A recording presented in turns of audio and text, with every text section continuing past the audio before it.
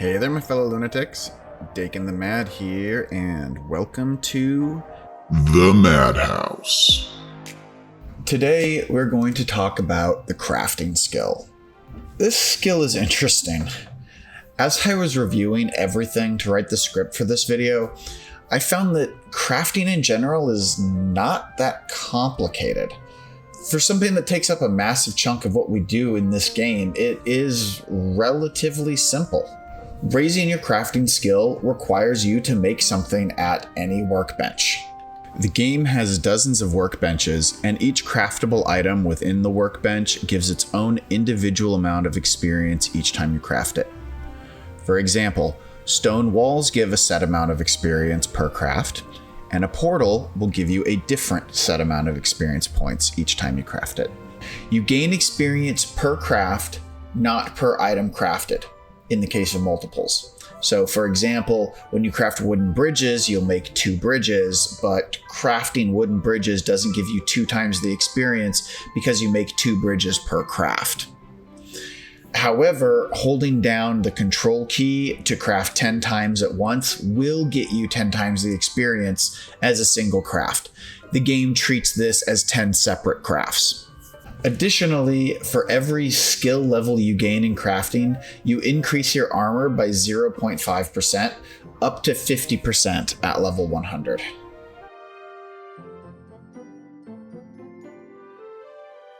Let's take a look at the crafting skill tree.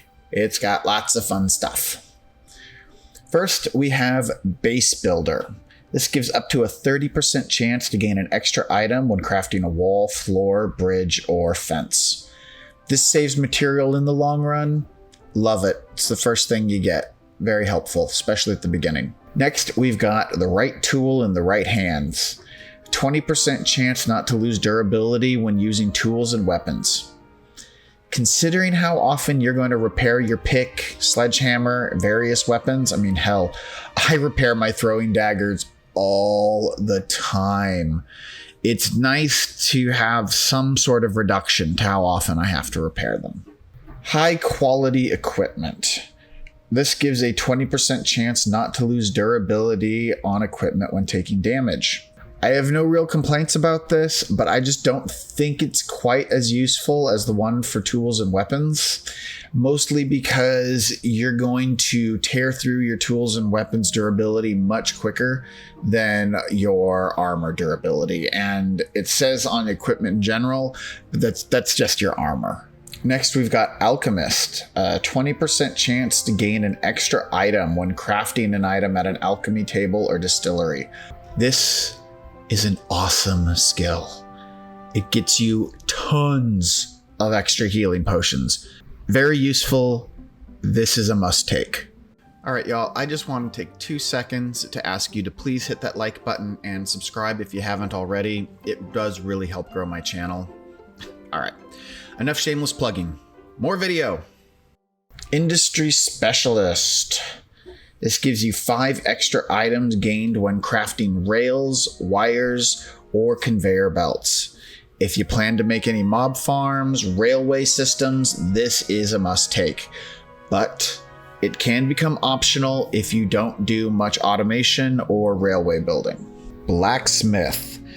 Crafting items at the anvil and repairing items costs 25% less materials. This sounds better than it is. When it comes to repairs, you're talking like 1 to 2 scraps per repair saved, and considering it doesn't take much to get stacks of scrap, this just is not worthwhile. And the discount to crafting also just isn't worth it. It doesn't take that long to get the extra couple bars of octarine or scarlet that you need for that armor or weapon. Also, this is limited to just crafting at the anvil, and I don't do a lot of crafting at the anvil in the late game. The late game, you just don't use the anvil that much. 1-2 items at most per anvil. It's not a common thing, especially considering all the other items that you craft and all the other workbenches that you craft from that this doesn't give you a discount for. It's just not worth it. Jewelry Crafter. a 50% chance to gain a polished version of any item crafted at the jewelry workbench. This is another must-take skill. There are several endgame rings and necklaces that can be crafted, and their polished versions are amazing. The copper cross, the gold crystal ring, and the gold spike ring are just a few. Unbreakable. 30% armor boost while at low health. This skill can be useful if you need an armor boost. I personally don't use it that often, but I have no complaints about it. It's a solid skill and it's worth taking. If you aren't crafting any polished items, you can just move your points over from Jewelry Crafter to this skill.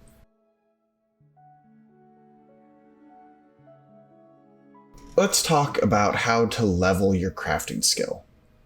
Obviously, you can level it by just building your base.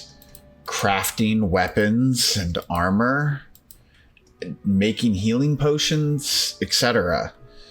Although doing it this way will take a while. Though if you're not in a hurry, this is how the developers intended for you to raise your crafting skill. But who wants to do things the intended way? Let's get you to 100 crafting before you've even beaten the first boss, shall we? First thing you need is a wood farm. If you don't have a wood farm yet, go check out my video on how to craft a wood farm and then come back to this one once you're done. One thing to note, in that video, I do make the farm with regular drills. You can use crude drills. They work exactly the same and are made with tin, which you can get at the beginning of the game. All right, you got your wood farm now? Good? Good. Because you are going to need stacks and stacks of wood. We're talking about a double chest full. So here you can see I've got a brand new world with a brand new character, one crafting skill currently, and I have a whole bunch of wood right here. Additionally, I've got a basic workbench, which is the other thing that you're going to need to make this work. And then all you have to do are craft wooden bridges. That's it. You're just going to make stacks and stacks of wooden bridges. So you hold down the control key, hold down left click, and you're just going to start crafting wooden bridges. And you can see the talent points are just going up. The crafting skill is just going up. Let's speed things up here so you can see what it looks like at the very end. Okay. Let's see where we are here. Oh, and there it is. It took about 3-4 minutes for me to take my crafting skill from 1 to 100. And now I have all 25 points that I can spend as I see fit. And now I can make polished items right at the very beginning of the game. I don't even have any other skills. I haven't even broken out of this area. Now, of course, mind you, you can't get this much wood without actually building a wood farm and breaking out of this area. But I'm just telling you that you can do this at the very beginning of the game. Crafting is a core mechanic of this game, and I find it to be one of the game's most entertaining aspects. The progression system of crafting is clear and it is linear, from wood to copper to tin, all the way up through octarine and finally galaxite. There are fun things to craft, especially in the holiday events. The skills are extremely useful and apply to multiple parts of crafting, from potion making to structures to automation. Crafting is what Corekeeper is all about.